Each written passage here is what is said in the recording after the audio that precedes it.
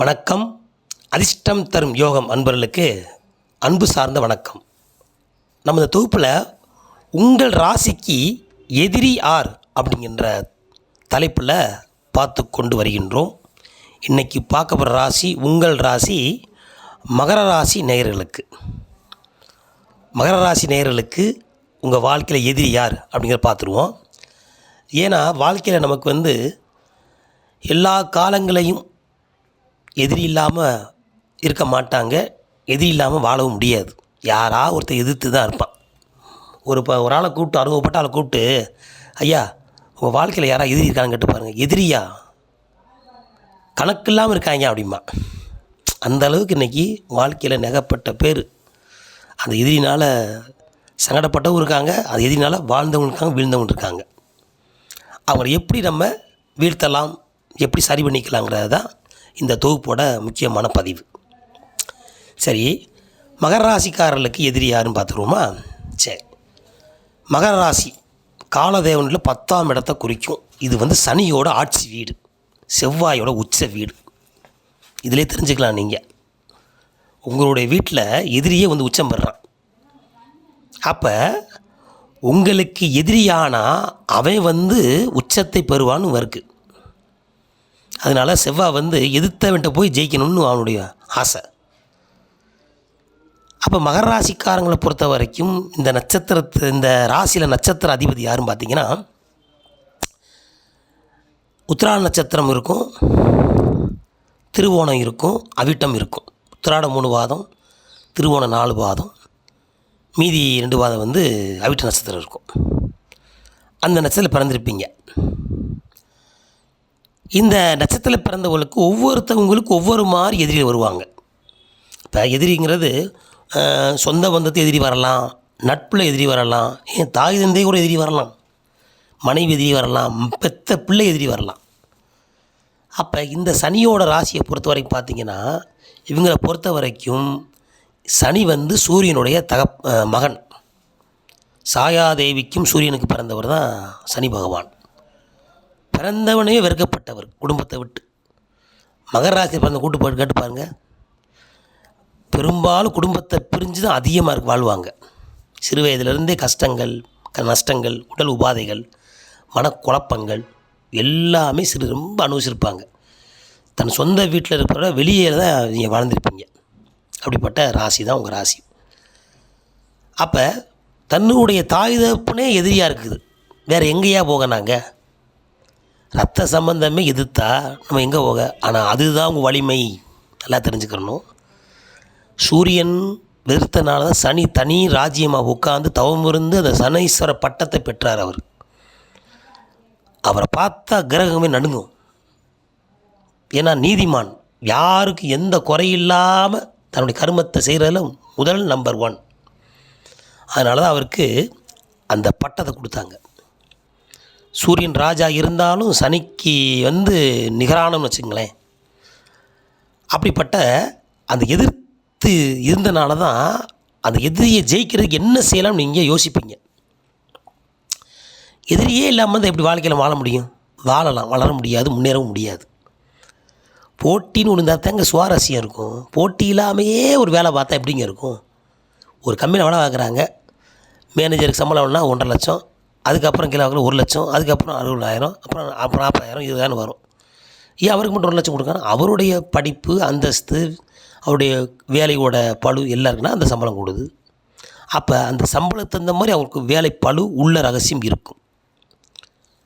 ஏதோ ஒரு தனித்திறமை இருந்தவங்க தான் அந்த சம்பளத்தையும் பெற முடியும். அப்போ சனி பகவானை பொறுத்த வரைக்கும் உங்கள் தனித்திறமை உங்களுக்குள்ளே ஒளிந்து இருக்கும். எப்படி இருக்கும்னா, எதிரி உருவாக உங்களுக்கு திறமை கூடிக்கிட்டே இருக்கும்.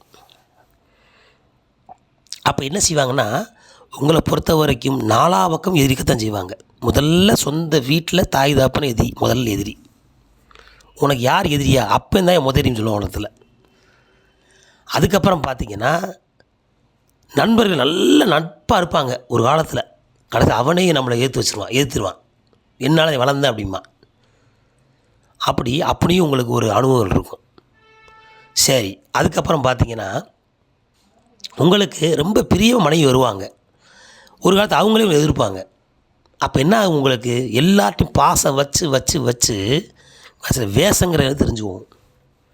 அப்போ என்ன ஆகும், எவனையும் நம்பக்கூடாதியா, தன் கையே தனக்கு உதவி அப்படிங்கிற எண்ணத்துக்குன்னு கடைசியில் வருவீங்க. இருந்தாலும் அவங்களெலாம் உங்களை ஏற்றி விட்டவ ஏணிகள்னு தெரிஞ்சுக்கணும். நீங்கள் அவங்க எல்லாருமே உங்கள் மேலே கை மேலே போட்டு விடியா நான் பார்த்துன்னு சொன்னால் நீங்கள் வளர்ந்துருக்க முடியுமா? முடியாது. அப்போ எதிரினால் ஏணியை அடைந்தவர்கள் இந்த மகர ராசிக்காரங்க. பின் வாழ்க்கையில் மிக மகராஜனாக இருப்பீங்க, அதில் மாட்டுக்கிறதே கிடையாது. முதல்ல ரொம்ப கஷ்டமாக உங்களை மாதிரி கஷ்டப்பட்டவங்க வாழ்க்கை யாரும் கிடையாது.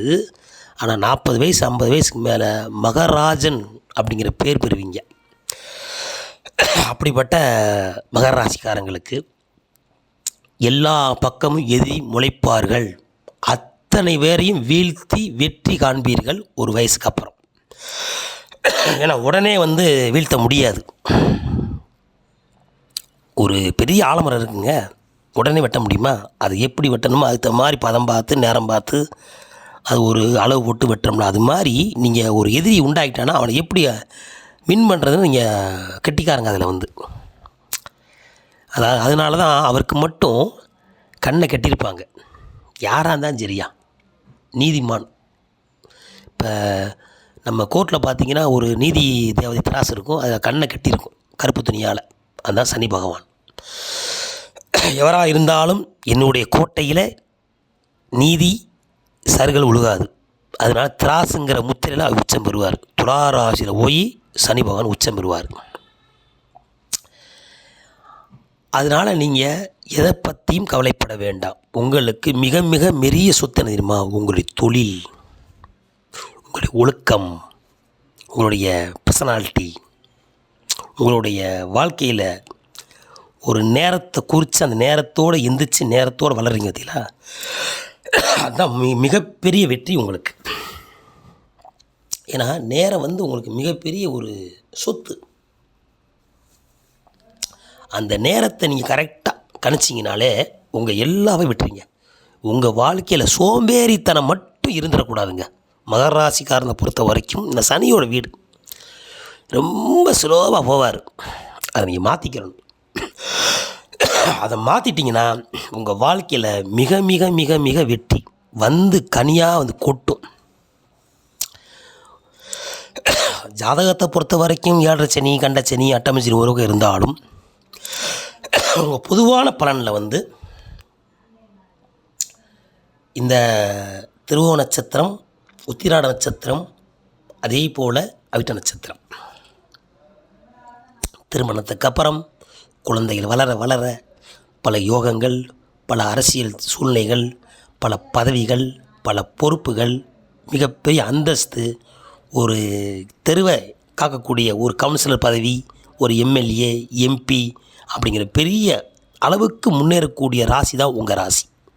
ஆரம்பத்தில் சொல்லுவாங்க, சாக்கடையாக இருந்தேயா, இன்றைக்கி சந்தன கட்டையாக இருக்கேன் அப்படிம்பாங்க. கேட்டு பாருங்கள், மகர ராசிக்காரங்க இருப்பாங்க. மகரத்தில் பிறந்தவர்கள் சிகரத்தை அடைந்தே தீருவர்கள், அது எந்த மாற்றுக்கிறது கிடையாது.